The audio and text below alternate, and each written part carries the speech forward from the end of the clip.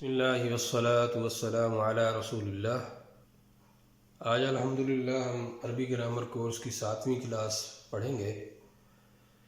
اس میں ہم پڑھیں گے آج انشاءاللہ العزیز فعل کو بالحاظ حروف مادہ۔ اس سے پہلے یہ دیکھ لیجئے ذرا فعل کی اقسام: بالحاظ زمانہ، بالحاظ فاعل، بالحاظ مفعول، بالحاظ تعداد حروف، بالحاظ حروف مادہ۔ یہ جو 3 اقسام ہیں یہ فعل کے ساتھ خاص ہے، اور یہ جو 2 اقسام ہیں یہ صرف فعل کے ساتھ خاص نہیں ہیں بلکہ یہ اسم میں بھی ہوتی ہیں۔ اب اس کی آگے دیکھیں فردر جو تقسیم ہے: بالحاظ زمانہ ماضی مضارع یہ ہم پڑھ چکے ہیں، بالحاظ فاعل معروف و مجہول یہ بھی ہم پڑھ چکے ہیں الحمدللہ، بالحاظ مفعول لازم اور متعدی یہ ہم نے ابھی پڑھنا ہے، اور بالحاظ تعداد حروف اس میں ہم نے ثلاثی مجرد اور ثلاثی مزید فی پڑھ لیا ہے، اور میں نے آپ کو بتایا تھا کہ یہ سب سے زیادہ استعمال ہوتے ہیں 99%، تو بہت کم تھوڑے سے قرآن مجید میں رباعی استعمال ہوئے ہیں، تو اس کو ہم نے صرف اس لیے اس کو پڑھا ہے۔ آج ہم نے جو سبق پڑھنا ہے وہ ہے بالحاظ حروف مادہ۔ اس کی 2 اقسام ہیں: صحیح اور غیر صحیح، اور غیر صحیح کو معطل بھی کہتے ہیں۔ اب ہم ان کو ایک ایک کی تعریف دیکھتے ہیں، ان کی جتنی اقسام ہیں سب کی تعریف دیکھیں گے۔ صحیح کی 2 اقسام ہیں: سالم اور غیر سالم۔ صحیح اور سالم وہ کلمہ ہے جس کے مادہ میں حرف علت، حمزہ یا ایک جیسے 2 حرف نہ ہوں، اور غیر سالم وہ کلمہ ہے جس کے مادہ میں حمزہ ہو یا ایک جیسے 2 حرف ہوں۔ اور غیر صحیح یعنی معطل وہ کلمہ ہے جس کے اندر کوئی بھی حرف علت ہو۔ اب یہاں دیکھیے ہم یہاں پڑھیں گے انشاءاللہ، حمزہ نکل جائے گا، حرف علت رہ جائیں گے 2 واو اور یا۔ غیر سالم کو دیکھیے مضاعف ایک قسم ہے جس کے مادہ میں ایک ہی حرف 2 دفعہ آ جائے، مہموز جس کے مادہ میں کسی جگہ حمزہ آ جائے، اور معطل کے اندر پھر مثال وہ ہوتا ہے جس کے فا کلمہ میں حرف علت آ جائے، اجوف وہ ہے جس کے عین کلمہ میں حرف علت آ جائے، ناقص وہ ہے جس کے لام کلمہ میں حرف علت آ جائے، اور لفیف وہ ہے جس کے مادے میں 2 حرف علت آ جائے۔ اب ہم ایک ایک کی مثال دیکھتے ہیں۔ یہ دیکھیے مضاعف کی مثال ظلہ، اس میں 2 دفعہ ایک ہی حرف آ گیا ہے۔ اور پھر مہموز کی مثالیں دیکھتے ہیں۔ مہموز یہاں دیکھ رہے ہیں آپ 3 قسموں کا ہم نے لکھا ہے۔ تو اگر حمزہ مادہ کے اندر فا کلمہ کی جگہ پر آئے گا تو اسے ہم مہموز الفا کہیں گے، اور اگر حمزہ عین کلمے کی جگہ پر آئے گا تو ہم اس کو مہموز العین کہیں گے، اور اگر حمزہ لام کلمے کی جگہ پر آئے گا تو ہم اسے مہموز اللام کہیں گے۔ اس کے بعد اب دیکھیے غیر صحیح کی اقسام، معطل کی اقسام۔ اس میں سب سے پہلے ہم نے مثال کو دیکھا تھا۔ اب حرف علت حمزہ نکال کر 2 رہ گئے، واو اور یا۔ اب ساری بحث انہی کے اوپر ہوگی۔ اگر واو کسی مادے کے فا کلمہ پر ہو تو اسے ہم کہتے ہیں مثال، اور اگر وہ واو ہو تو ہم اسے مثال واوی کہتے ہیں، اور اگر وہ یا ہو تو اسے ہم مثال یائی کہتے ہیں۔ اور اگر کسی مادے کے عین کلمے میں حرف علت ہو تو ہم اسے اجوف کہتے ہیں، اور اگر وہ حرف علت واو ہو تو اسے اجوف واوی کہتے ہیں، اور اگر وہ یا ہو تو اسے اجوف یائی کہتے ہیں۔ اور اگر کسی مادے کے لام کلمہ میں حرف علت ہو تو ہم اسے ناقص کہتے ہیں، اور اگر وہ واو ہو تو اسے ناقص واوی کہتے ہیں، اور اگر یا ہو تو ناقص یائی کہتے ہیں۔ اور اگر کسی مادے میں 2 حرف علت آ جائیں تو اس کو ہم لفیف کہتے ہیں۔ اگر وہ فرق کے ساتھ آ جائیں، درمیان میں ان کے گیپ ہو، تو اس کو ہم لفیف مفروق کہتے ہیں، اور اگر ان میں گیپ نہ ہو، ملے ہوئے ہوں، تو ان کو ہم کہتے ہیں لفیف مقرون۔ اب معطل میں سے دیکھتے ہیں، ایک مثال لے لیتے ہیں، ماضی اور مضارع میں آپ کے سامنے بنا کر دکھاتا ہوں، اور اس میں ہم قاعدہ لگا کر دیکھتے ہیں۔ ہمارے پاس ایک مادہ ہے کاف، واو اور نون، اور ہم نے فعل ماضی کے وزن پر اسے ڈھالا ہے، کعبہ نہ بن گیا۔ تو اب اس کو دیکھتے ہیں کہ اگر یہ واو آ جائے درمیان میں تو ہم اسے کہتے ہیں اجوف واوی ہے۔ تو اس کا قاعدہ ہمارے پاس ہماری بک میں کیا ہے، یہ تیسری بک میں صفحہ نمبر 71 پر اجوف کا یہ قاعدہ نمبر 1 ہے کہ اگر حرف علت واو یا متحرک ہوں اور اس سے پہلے والے حرف پر زبر ہو تو حرف علت کو الف میں بدل دیتے ہیں۔ یہاں دیکھیے یہ حرف علت ہے، اس سے پہلے والے حرف پر زبر ہے، اب ہم نے اس کو الف سے بدل دینا ہے تو یہ ہو جائے گا کانا۔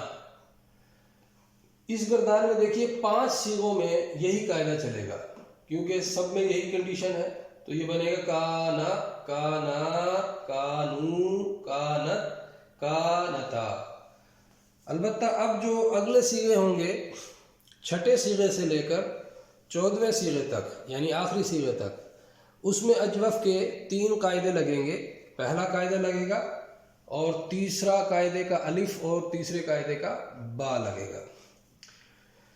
تو یہاں دیکھیے ہم نے 6 صیغے سے لے کر 14 صیغے تک کی سارے اصلی الفاظ لکھ لیے ہیں اور پھر اس کو پہلے قاعدہ نمبر 1 لگایا ہے۔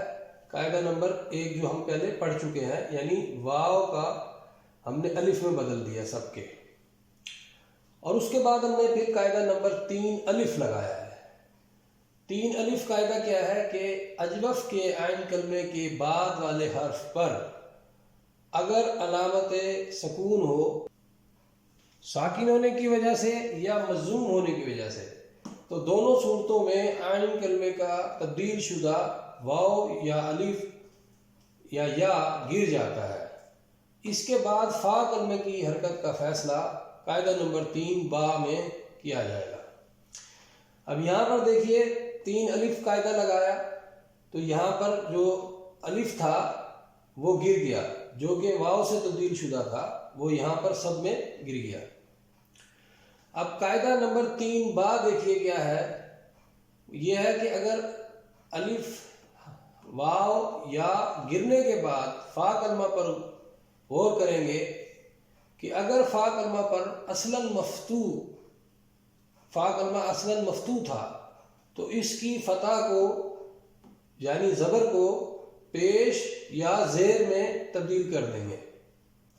اس کا اصول یہ ہے کہ اس فعل کا مضارع اگر اس کے عین کلمے پر پیش ہو، جیسا کہ باب ناصرہ اور باب کارواں میں ہوتا ہے، تو اس کو ہم پیش دے دیں گے، وگرنہ ہم اسے زیر دیں گے۔ تو یہاں پر ہم نے دیکھیں اس کو، یہ باب ناصرہ سے ہے، ہم نے اس کو لغت میں چیک کیا، کاف واو نون یہ باب ناصرہ سے ہے، تو ہم نے اس کو پیش دے دیا۔ جب ہم نے اس کو پیش دیا تو پھر یہ کیا بن گیا، کننا۔ یہ اب اس کی استعمالی شکل ہے، کنتا، کنتما، کنتم، کنتی، کنتما، کنتنا، کنتو، کننا۔ اس کو آپ نے اسی طرح سے یاد کر لینا ہے اور اسی طرح سے آپ نے کوشش کرنی ہے ایک دفعہ جو بھی الفاظ آپ کے سامنے آتے رہیں اس کتاب کی مدد سے وہ قواعد ڈھونڈ کر آپ نے وہ قواعد لگانے ہیں۔ بے شک سے آپ کو قواعد یاد نہ ہو لیکن آپ نے ایک دفعہ پریکٹس کر لینی ہے، ایک دفعہ اس سے گزر جانا ہے اور بے شک وہ پھر آپ گردان یاد کر لیں آسانی کے لیے۔ اب ہم اسی لفظ کی فعل مضارع دیکھیں گے، اس کی گردان دیکھیں گے اور اس میں مزید ایک اور قاعدہ ہم سیکھیں گے، اجوف کا قاعدہ نمبر 2۔ اجوف کا قاعدہ نمبر 2 یہ ہے کہ حرف علت واو یا اگر متحرک ہو اور اس کا پیچھے والا لفظ ساکن ہو تو حرف علت اپنی حرکت پیچھے والے لفظ کو منتقل کر کے خود حرکت کے موافق حرف میں تبدیل ہو جاتا ہے۔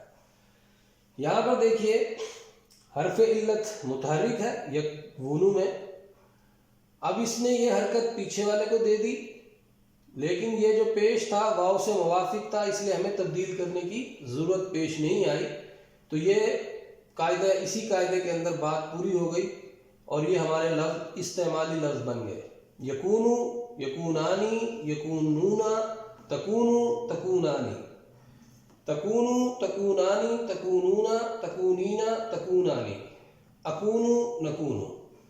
میں نے جمع کے صیغے چھوڑ دیے کیونکہ جمع کے صیغے میں ابھی ایک اور قاعدہ لگنا ہے اور وہ ہے قاعدہ نمبر 3۔ قاعدہ نمبر 3 الف، دوبارہ دیکھیے، اجوف کے عین کلمے کے بعد والے حرف پر اگر علامت سکون ہو ساکن ہونے کی وجہ سے یا مضموم ہونے کی وجہ سے، تو دونوں صورتوں میں عین کلمے کا تبدیل شدہ الف، واو یا گر جاتا ہے. ٹھیک ہے.